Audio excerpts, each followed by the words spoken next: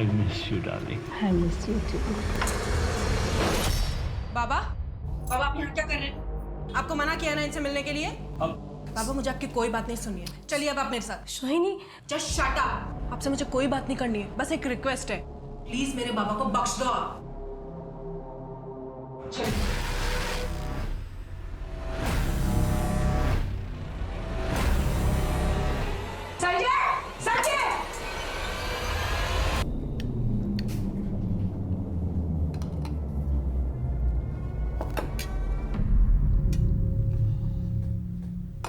अच्छा सॉरी। आपको इतनी बार मना किया फिर भी इस औरत से मिलने चले गए? अरे बेटा, संध्या का फोन आया था, उसने कहा कि उसकी तबीयत बहुत खराब है, लेकिन वहां गया तो उसने शराब ऑफर कर दी। और तुम तो जानती हो बेटा, शराब के आगे मैं कितना कमजोर पड़ जाता हूँ। बहुत अच्छे से जानती हूँ, और इस चीज का वो फायदा उठाती है। सॉरी। It's okay. अब कल से हम डिनर साथ में करेंगे, मैं खुद बनाऊंगी आपके लिए, और आपको शराब किसी भी हालत में नहीं पीने दूंगी। तुम मेरी बेटी नहीं, माँ बन गई हो, माँ।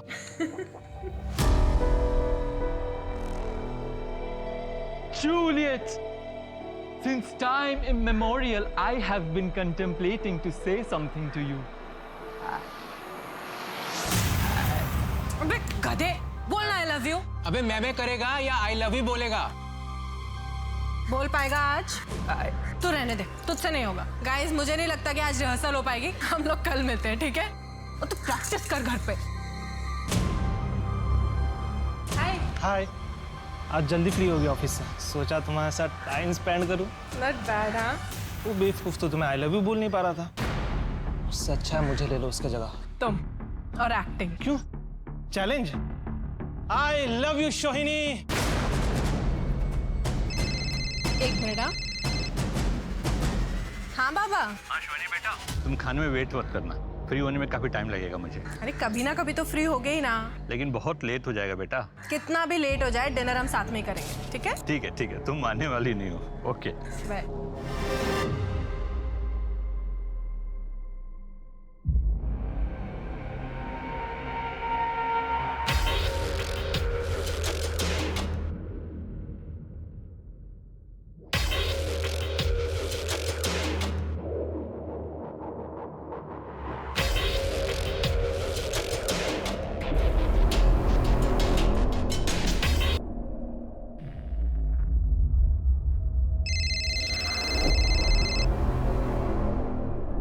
हेलो।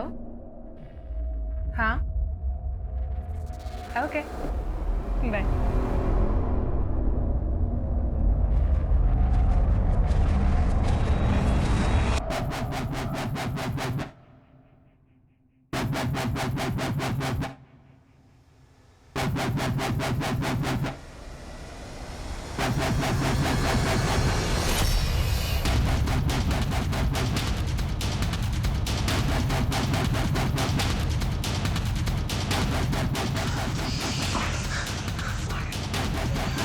साहब, 3 दिन कल रात को मुझे कुछ पैसे दिए थे मिठाई लाने के लिए। मैंने मिठाई लिया और बचे हुए पैसे से मैंने थोड़ी सी पी ली, सड़क पे ही लुढ़क गया मैं। सब पता चल जाएगा तू कहाँ था और क्या कर रहा था। अच्छा मोबाइल निकाल। मोबाइल मेरे पास नहीं है। घर की चाबी है?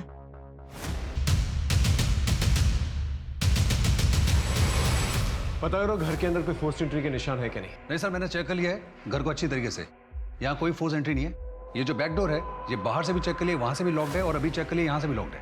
अब इस घर में आने का सिर्फ एक ही रास्ता है, वो है इस दरवाजे से। हम ये भी चेक कर चुके हैं। बैल्कनी पे जाने का सिर्फ एक ही रास्ता है, जो अंदर से होकर जाता है, और बाहर से कोई भी ऐसा तरीका नहीं है जिससे हम बैल्कनी पे जा सकते हैं। सर ये देखिए, खाने में ब्लड स्टेन्स है। किसी ने ऐसे खाना खाया जैसे जानवर खाता है। सर मेरा पूरा अंदाजा है कि यहाँ पर स्ट्रगल हुआ है, विक्टिम और मर्डर के बीच में स्ट्रगल। सर ये देखिए, इसी स्ट्रगल की वजह से ही ये धक्का खा के गिरा है नीचे। और अगर इस डायरेक्शन में गिरा है तो कोई यहाँ से निकल के वहां गया, और अगर वहां गया है तो बाहर का दरवाजा तो बंद ही है, तो गया तो ऊपर ही गया होगा।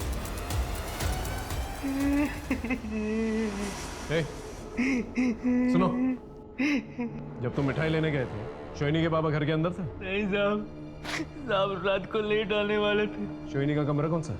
सब ऊपर।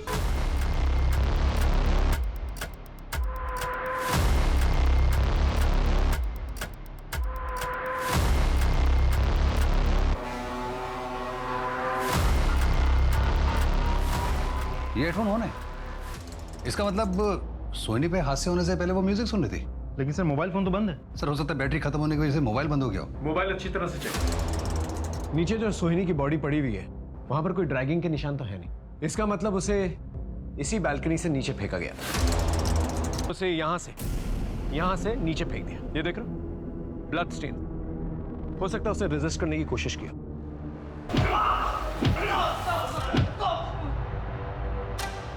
सब आप लोग मुझे मार क्यों रहे? सब मैंने क्या किया साहब? देख, तू भी अच्छी तरह से जानता कि मर्डर तूने किया। अब ये बता कि मर्डर क्यों किया, किसके कहने पे किया वो मर्डर वेपन का?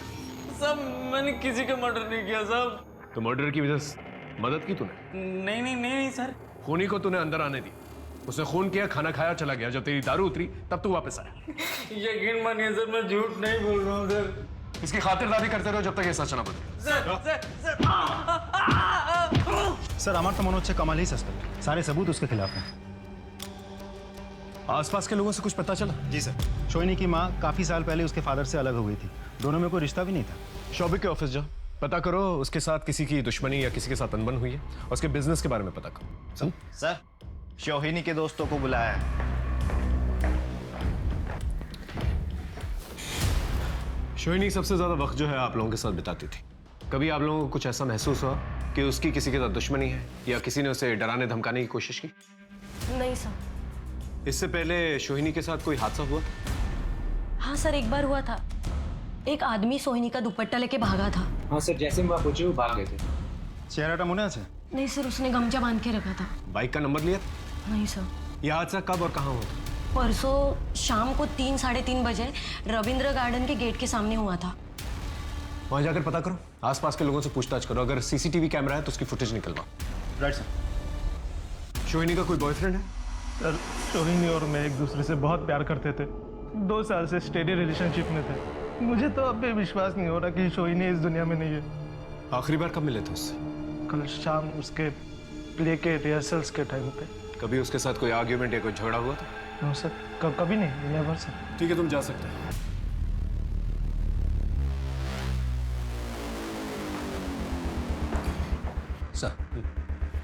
सर ये शोहिनी का मोबाइल हमने चेक किया, इसमें कुछ मिस्टीरियस चीज़ नहीं है sir. Regular messages and chats है। लेकिन सर हादसे से पहले एक नंबर से इसको फ्रेंटिकली कॉल्स और मैसेजेस आ रहे थे, जैसे I want to reach you out, don't avoid me, call me back. किसका नंबर? सर इस लड़के का पूरा नाम है प्रतीश कौशिक। उठा के लेके आओ उसे। सर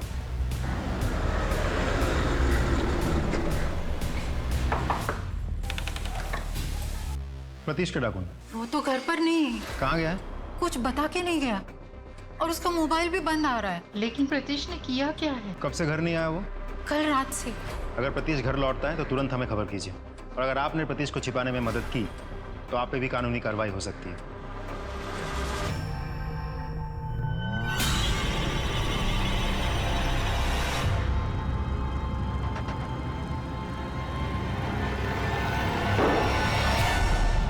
शोहिनी, तुम्हें एज ए लाइफ पार्टनर कैसा लड़का पसंद है?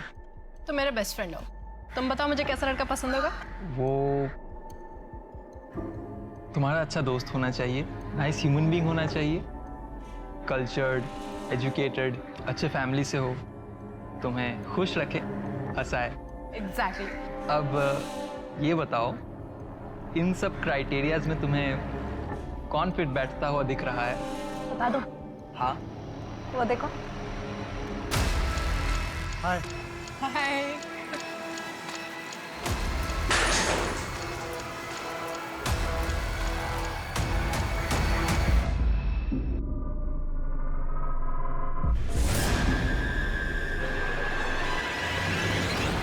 बाबा ठीक है।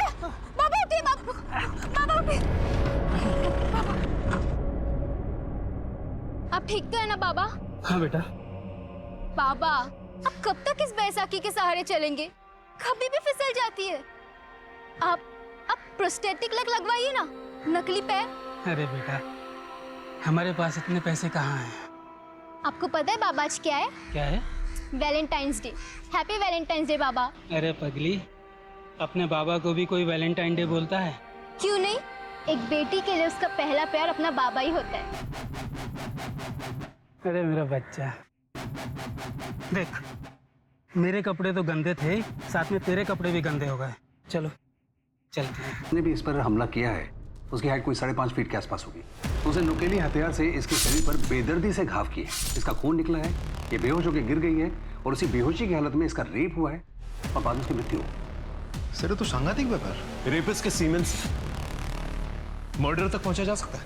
ना सर, संभव नहीं। क्या नहीं? सर, उसे कॉन्डोम का इस्तेमाल किया था, तो हमें सीमेन के ट्रेसेस मिले ही नहीं और हमें फिंगरप्रिंट्स भी नहीं मिले क्योंकि उसने ग्लव्स का इस्तेमाल किया था। कुछ तो क्लू मिला? हाँ सर, मिला है लेकिन बहुत हेयर लाइन है। सर आई थिंक ये जो रेपिस्ट है ये नेक्रोफिलिक है। लड़की का खून बहता रहा लेकिन उसके बाद भी उसने रेप करना रोका नहीं। सर ऐसे लोग बहुत गुस्सैल होते हैं, इनको कोई फर्क नहीं पड़ता कि लड़की जिंदा है या मर गई है। बाबा की मौत कैसे हुई? सर बाबा का मर्डर भी इसी नुकीले हथियार से गले पे वार करके हुआ है। खून ज्यादा निकलने की वजह से इनकी मौत हुई और उनकी बेटी की भी इसी वजह से मौत हुई है। नौकीली चीज मतलब किसी चाकू या छुरी से? नहीं सर, ये घाव चाकू और छुरी का नहीं है, ये नुकीला हथियार कुछ और ही है। दोनों की मौत की टाइमिंग? मेरे अनुभव के आधार पर पहले बेटी की मौत हुई है और उसके 1 घंटे के बाद बाप की मौत हुई और मेरे ख्याल से दोनों के मौत में तकरीबन 1 घंटे का फर्क है। आसपास के शहरों और गांवों से पता करो कि इस किस्म की वारदात पहले भी कभी कोई हुई है कि नहीं हुई, और अगर हुई है तो क्रिमिनल्स की डिटेल्स निकलवाओ। I think we need to revisit the crime scene. Excuse me sir. Hello, ठीक है सर। कल रात बालीगंज के पास एक कार ने किसी को उड़ा दिया। ठीक है, तुम सबूत इकट्ठा करो और चार्जशीट फाइल करो। चलो सर। घर के अंदर कोई फोर्स्ड एंट्री के निशान तो है नहीं, तो या तो कातिल चाबी से दरवाजा खोल के अंदर आया होगा या फिर घर वाले उससे परिचित थे और उसे अंदर आने दिया। तो इस तरह से कातिल अंदर दाखिल। सर देखा जाए तो दोनों ही सिचुएशन में कमल हो सकता है। कमल तो मिठाई लेने गया, हो सकता है जब वो मिठाई लेकर वापस आया तो उसने चाबी से दरवाजा खोला या फिर उसने बेल बजाई हो और सोहिनी ने दरवाजा खोला। सर एक तीसरा ऑप्शन भी है, क्या बताइए दरवाजा पहले से खुला? दरवाजा खोलो।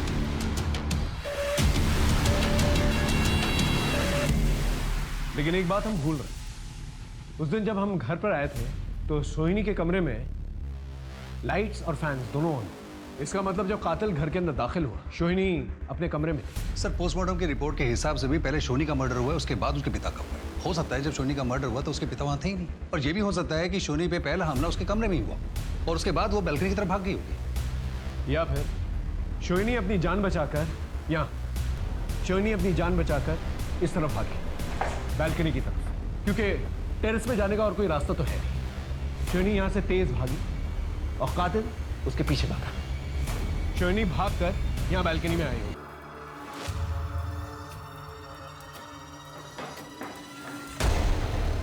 सर ये ब्लड से निशान देखिए, ये निशान ये बता रहे हैं कि कातिल कत्ल करने के बाद नीचे की तरफ गया था वो, और फिर सोहिनी को मारने के बाद वो यहाँ नीचे आया होगा। यहाँ टेबल पे बैठ के उसने खाना खाया, प्लेट में नहीं, बाउल में, किसी जानवर की तरह खून भरे हाथों से। और इस ब्लड सैंपल को जब हमने चेक किया तो ये सोहिनी के ब्लड सैंपल से मैच कर गया। फिर उसके बाद शायद सोहिनी के बाबा की एंट्री हुई, कातिल उन पर झपटा, यहाँ पर उन लोगों का स्ट्रगल हुआ। अब सबसे बड़ा सवाल, कातिल है कौन? पुलिस ने डबल मर्डर का मोडस ऑपरेंडी तो आइडेंटिफाई कर लिया था, लेकिन सोहिनी और उसके पिता के कत्ल का मोटिव समझ नहीं आ रहा था और ना ही कातिल आइडेंटिफाई हो पा रहा था। यहाँ तक कि मौका वारदात पे जो सबूत मिले थे वो भी नाकाफी साबित हो रहे थे। क्या सोहिनी और उसके पिता के जिंदगी में ऐसे कोई राज थे जिनकी वजह से उनकी इतनी बर्बरता से हत्या हुई? ऐसे बहुत सवाल थे, पुलिस को जवाब ही नहीं मिल रहे थे। जी, आई एम संध्या, शोभित चैटर्जी की वाइफ और सोहिनी की माँ। लेकिन आप दोनों तो... जी, मैं अलग रहती थी, लेकिन लीगली अब भी मैं उनकी वाइफ हूँ और शोभित की मौत के बाद इस प्रॉपर्टी के वारिस भी हूँ। आई कैन अंडरस्टैंड सर कि आपके दिमाग में क्या चल रहा है, लेकिन हमारा सेपरेशन म्यूचुअल था सर। भले ही मैं अपने पति के साथ अलग रहती थी, लेकिन हमारा तो डिवोर्स हो ही नहीं। ये मैंने कोर्ट पे भेजा है। इसकी जरूरत नहीं पड़ेगी, घर आप ही का है, इट्स ऑल योर्स। और जहां तक क्राइम सीन की बात है, हमारी इन्वेस्टिगेशन हो चुकी। और एक बात सर, वकील साहब, ये कमल के बेल पेपर्स। वो तो मर्डर सस्पेक्ट है, आपके पति और आपकी बेटी का। वो मेरे पति के रिलेटिव है सर। उनके मरने के बाद जो उन पर आश्रित है, मैं उनको कैसे छोड़ सकती हूँ सर? अगर वो गुनहगार साबित हुआ सर, तो आप प्लीज उसे फांसी पर चलाइए। I don't have any problem, but एक गरीब को आप इस तरीके से लॉकअप में कैसे रख सकते हो सर?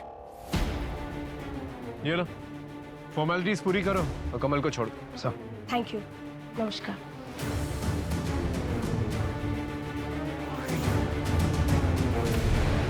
सर मैं अपने घर जा रहा था, तभी मेरा कार से एक्सीडेंट हो गया। गाड़ी का नंबर देखा था? नंबर की जगह हिंदी में राज लिखा था।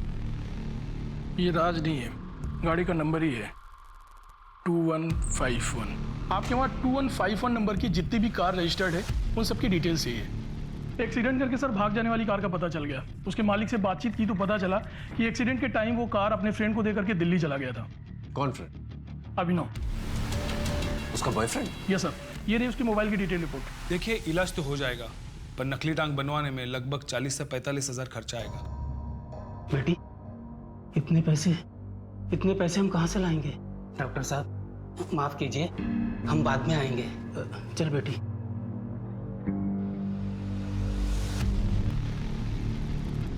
देख सीधा मुद्दे पे आता हूं। 13 तारीख की रात को शोहिनी के घर के पास क्या कर रहा था? कुछ नहीं सर, कुछ नहीं कर रहा था, कुछ नहीं। तेरा मोबाइल लोकेशन तो बता रहा तू शोहिनी के घर के पास था, हाँ? और जब एक्सीडेंट हुआ था उनका घर 2 लेन आगे ही। देख तेरे खिलाफ हमारे पास सबूत भी है और गवाह भी, इसे सच सच बता। मैंने रात को शोहिनी को कॉल किया था, उसने बताया कि उसके बाबा कहीं बाहर गए हुए थे और कमल मिठाई लेने गया सर, इसलिए मैं वैलेंटाइन गिफ्ट। कोई भी बॉयफ्रेंड अपनी गर्लफ्रेंड की डेड बॉडी देख के ऐसे भागता नहीं है, वही भागता है जिसने मर्डर किया है ना? नहीं सर। लेके जाओ और अच्छी तरह से खातिरदारी करो जब तक ये सच ना बोले। सर। हेलो। हाँ थैंक यू सर। शोहिनी के बारे में एक नई इन्फॉर्मेशन मिली है। स्कूल स्ट्रीट थाने के सब इंस्पेक्टर ने फ़ोन किया था, तो उन्होंने बताया कि आज से 7-8 महीने पहले एक मोलेस्टेशन की मामला दर्ज हुआ था, जिसपे शोहिनी ने एज आई विटनेस सिग्नेचर किया था। केस क्या था? सर शोहिनी ने पीयू को स्कूल टीचर अरुण के हाथ से बचाया था, लेकिन अगले ही दिन ये मामला वापस ले लिया गया था। क्यों? सर अभी तक उसके बारे में कुछ पता नहीं चला।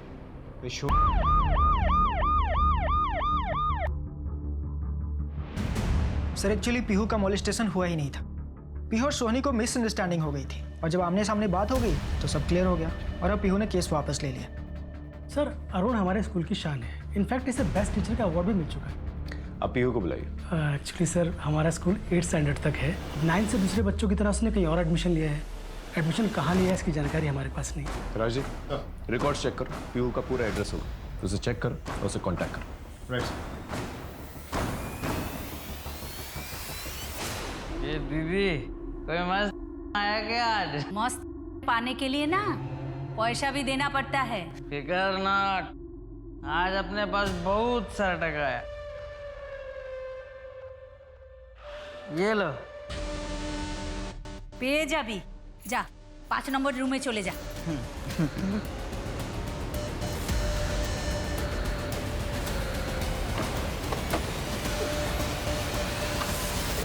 नमस्कार सर। सर मैंने आपको फ़ोन किया था। बोलो। सर मैंने सुना है कि आप स्कूल गए थे पूछताछ करने के लिए। उसी स्कूल का बस ड्राइवर था मैं। सर वो लोग फिर से आपको छिपा लेंगे, आगे कार्रवाई नहीं होगी, इसलिए मैंने आपको फ़ोन किया। तुम कहना क्या चाहते? साहब मैंने सब देखा है। उस दिन मैंने सब बच्चों को रिक्शा में छोड़ा था सर घर तक, लेकिन कुछ बच्चे सोहिनी के साथ नाटक सीखने लगे। मैं वही इंतज़ार करता रहा। पीहू को ढूंढने वो सोहिनी निकली।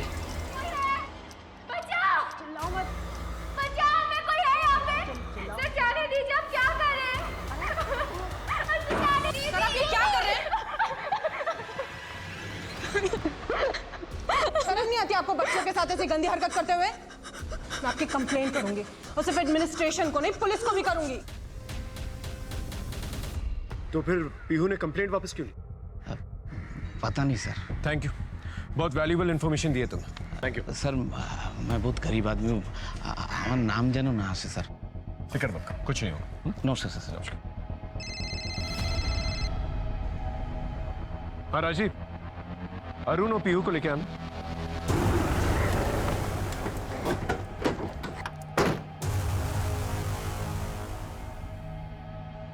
सुनिए, ये जेपी हाई स्कूल के टीचर अरुण यहीं रहते हैं ना? हाँ साहब इधर ही रहते हैं और कुछ देर पहले आए थे घर और बहुत डरे हुए लग रहे थे और जल्दी जल्दी में बैग लेकर चले गए। मैंने पूछा भी क्या हुआ पर कुछ बताया ही नहीं। Thank you. तुम शोहिनी दीदी को जानती थी ना? तुम्हें पता है कि शोहिनी दीदी और उनके बाबा का मर्डर हो गया?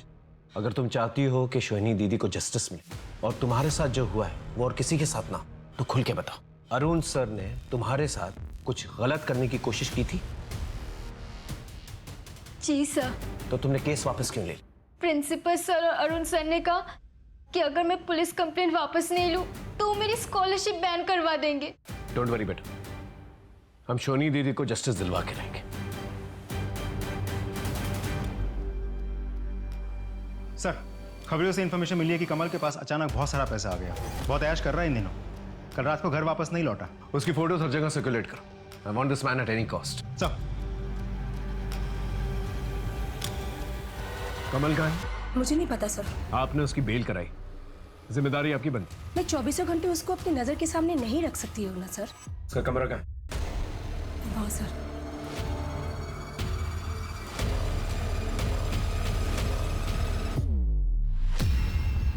सर, हाँ, ये मोबाइल मिला है। लेकिन उसने तो कहा था कि उसके पास मोबाइल फोन नहीं है। अच्छा, मोबाइल निकाल। मोबाइल मेरे पास नहीं है।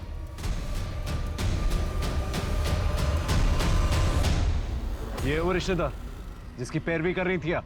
I am sorry sir. हाँ संजय बोलो। क्या बोलছো তুমি? सर, मैंने कमल को पैसे और गहने दिए थे बैंक में रखने के लिए।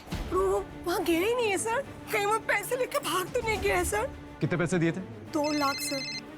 Hello, okay sir, Arun teacher को ट्रेस कर लिया है। सोहिनी की वजह से पीयू तेरे हाथ से निकल गई। पीयू को डरा धमका के केस तो वापस करवा लिया तूने, लेकिन सोहिनी से बदला लेने के लिए उसका मर्डर कर दिया। नहीं सर, मैंने सोहिनी का मर्डर नहीं किया है। तूने खुद नहीं किया तो किसी और से करवाया होगा। मैं मानता हूँ लड़कियों के मामले में थोड़ी कमजोर नियत का हूँ, लेकिन मैं खूनी नहीं हूँ सर।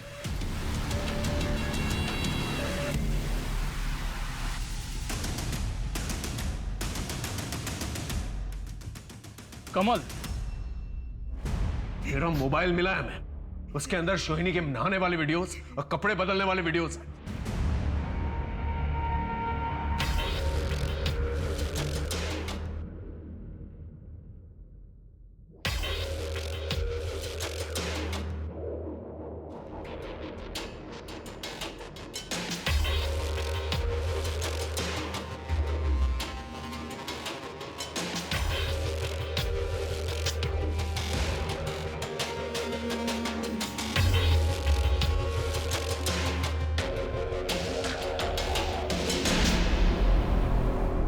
मर्डर की रात को तू ही अंदर जा सकता था घर के, क्योंकि चाबी तेरे पास ही थी। बोल, किसके कहने पे किया और मर्डर वेपन का है? किसी का मर्डर नहीं किया साहब।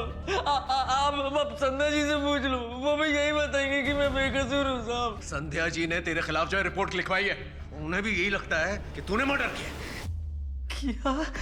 लेकिन संध्या जी ने तो मुझे खुद पैसे दिए और गहने दिया। मतलब अपनी इज्जत बचाने के चक्कर में वो मुझे बचा रही। सब वो एक नंबर की मतलब ये लालची औरत है साहब। जब वो मामा जी को छोड़ के गई ना, तो वो उस कमीने संजय के साथ भाग गई थी। लेकिन वो औरत चुप चुप के किसी न किसी बहाने ना उनसे पैसे हटती रही साहब, और मैं ही उनको खबर देता था साहब।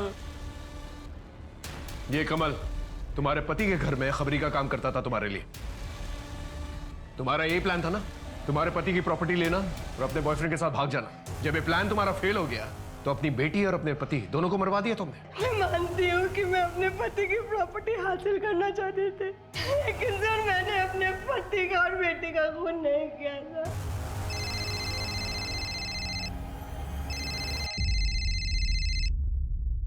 हेलो प्रीतिश, कैसा है बेटा? माँ, मेरा और जीने का कोई इरादा नहीं है माँ।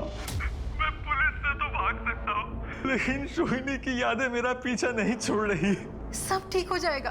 मैं सोहिनी के बगैर जिंदा नहीं रह सकता माँ। तक नहीं पहुंच पा रही थी वो, जैसे कि एक डेड एंड पे पहुंच गए थे और इन्वेस्टिगेशन आगे बढ़ा पाना मुश्किल हो गया था।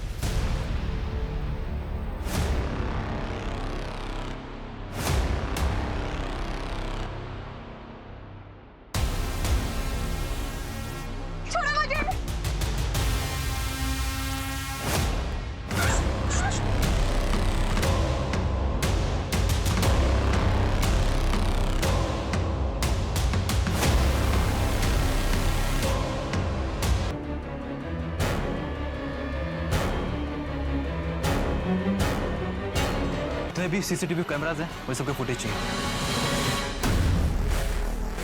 किडनैपिंग की जगह का सीसीटीवी फुटेज मिला? जी। लगाओ। रुक, जूम इन करो। Got it. ये कार जिसके नाम पर भी रजिस्टर्ड है उस आदमी को लेके, तो आप है उस कार के मालिक? जी सर। 13 तारीख को आपकी कार कहाँ थी? लेकिन सर ये कार एक हफ्ते पहले चोरी हो गई थी, जिसकी मैंने रिपोर्ट भी लिखवाई थी। आप चाहें तो रिपोर्ट देख सकते। ये जो आदमी तुम्हारी कार चला रहा है, पहचानते हो इसे? जी नहीं सर, मैंने इसे नहीं पहचानता। हेलो, जय हिंद सर। जय हिंद सर, मैं हुगली थाने से विनोद सेन बात कर रहा हूँ। सर एक्चुअली हमारे पास एक कार थेफ्ट का केस आया है।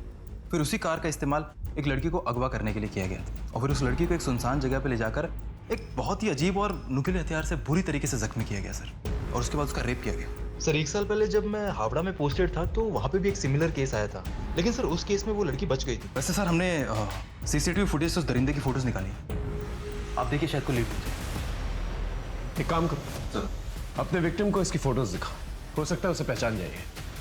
बेड़े से पहचानते हो?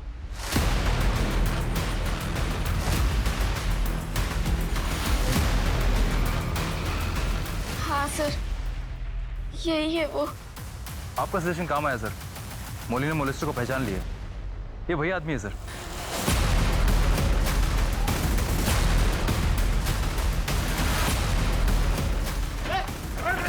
मैंने कुछ नहीं किया, मैंने किसी को नहीं था। हाँ, मैंने किसी को नहीं था। मैं बहुत गरीब आदमी हूँ, हमारा नाम जानो ना से सर। अब तक तू समझ चुका होगा, तेरे साथ कोई हमदर्दी नहीं दिखाने वाले हम लोग, इसलिए सीधा सीधा सच बता, वरना इतना मारेंगे कि मर जाएगा तू। बोल। सब बताता हूँ। मैं हावड़ा में रिक्शा चलाता था, मौली मेरी रिक्शा में आती जाती थी, मुझे अच्छी लगी, मैंने सोचा उसका खून बहाऊंगा।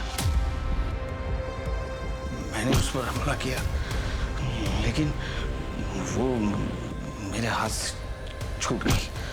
उसके बाद मैं कोलकाता चला गया, वहाँ मुझे सोई नहीं मिली। मैं उसके घर के आसपास मंडराता रहा।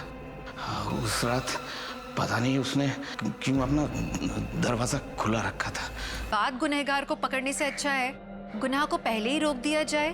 अंग्रेजी में कहावत है, prevention is better than cure, और ये तभी संभव है अगर आप क्राइम को अनरजिस्टर्ड न जाने दें। तो इसमें आप क्या कर सकते हैं? आप ये कर सकते हैं कि किसी की नजर में, हरकतों में जरा सी क्राइम की झलक भी दिख जाए, तुरंत सतर्क हो जाइए, आसपास की पुलिस को इन्फॉर्म कीजिए।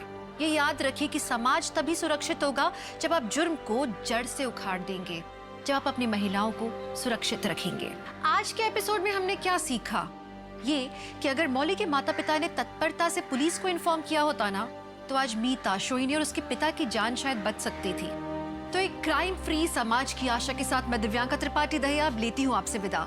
फिर मिलूंगी अगले केस के साथ, तब तक देखते रहिए क्राइम पेट्रोल, सतर्क, विमेन अगेंस्ट क्राइम। एक औरत पर वार, अब हर औरत का भार। जय